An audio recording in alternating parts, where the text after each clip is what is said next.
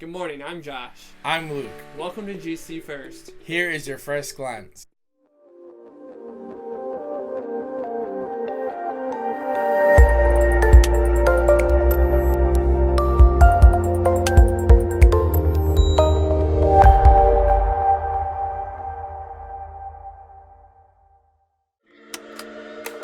Charles Greenaway was preaching my dad's church in Pensacola, Florida. And when they passed the offering pan that night, I laid the offering pan on the floor and I stood up, and then the Holy Spirit spoke to me and said, I want you to go to India. Started with that one phone call. It was the middle of the night when Devaraj phoned me and said, Brother Grant, we have just taken 37 little girls out of the brothels and we want to start a shelter. So we broke that cycle so that children of women used in prostitution will not end up like the mothers. And that was the birth of Project Rescue 20 years ago. Our oldest, most revered missionary said this is the closest to darkness that you will get in India. The moment you head down this road, you step into a whole new level of spiritual battle.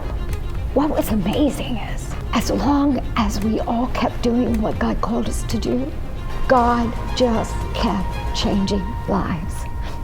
I'm grateful to Project Rescue for the impact they have done in my life. I'm very thankful for Project Rescue for bringing me here and giving me this new life.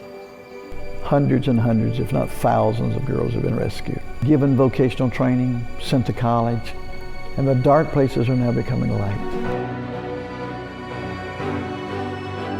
We're ready to step into the future and say, okay, God, whatever that looks like for us in these next 2 decades, we're in. It's a project that actually does work. It's not about numbers, it's about people. We move with the sense of urgency, we'll put an end to this so that, we all want it to be out of work.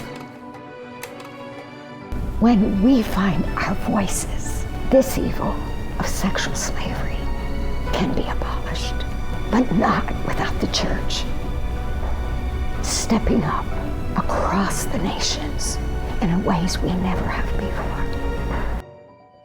The Spirit is passing the offering plate. Lay that offering plate on the ground and step into it.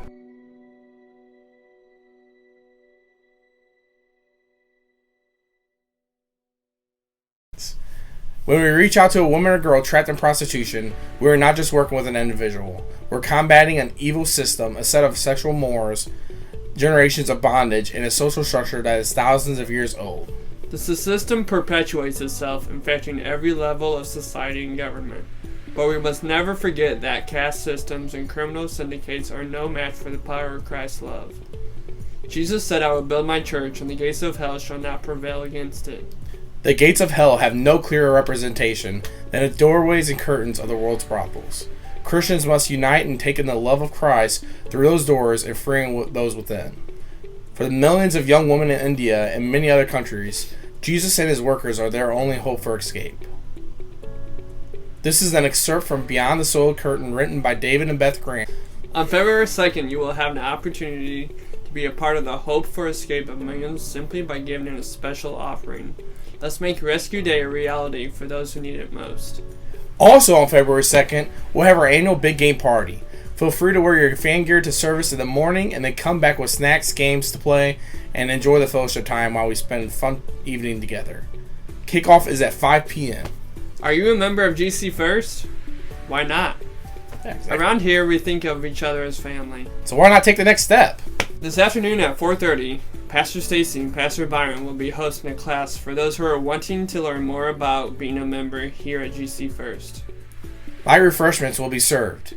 Please sign up at the Welcome Center so we know how many to expect. Come back tonight at 6 p.m. and be challenged by a message from Pastor Byron. For more info and to stay connected, like us on Facebook or text GC First to 84576. We are so glad to see you all here this morning as we gather to love God and love people.